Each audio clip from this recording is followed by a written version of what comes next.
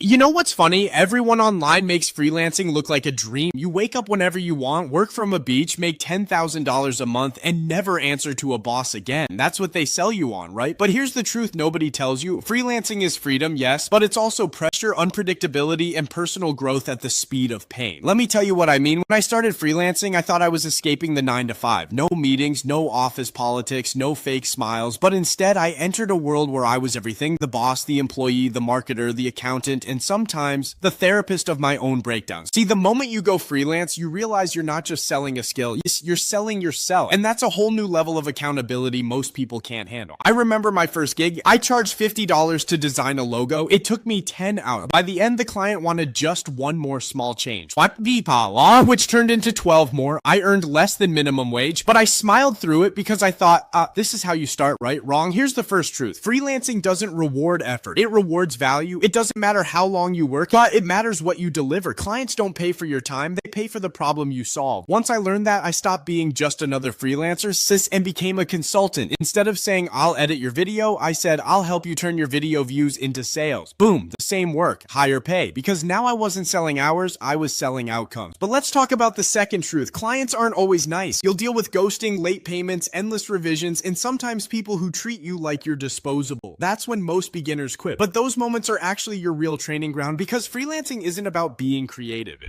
It's about learning how to handle people. Communication, negotiation, and self-respect.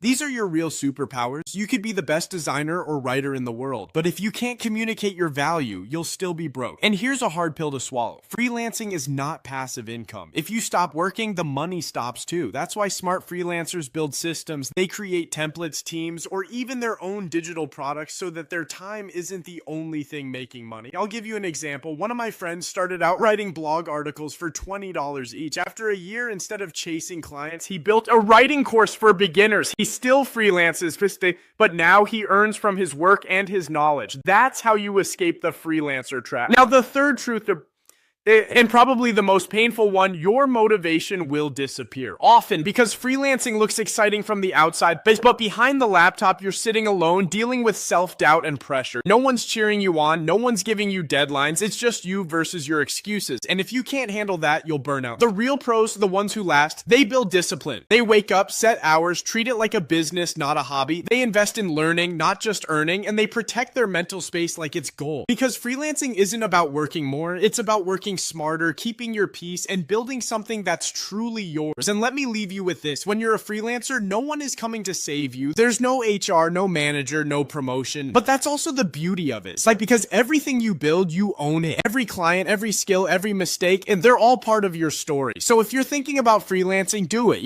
but do it with your eyes open. Not for the easy money, not for the fake freedom, but for the challenge of becoming the kind of person who doesn't need to ask for permission to build their own future. That's the truth nobody tells you.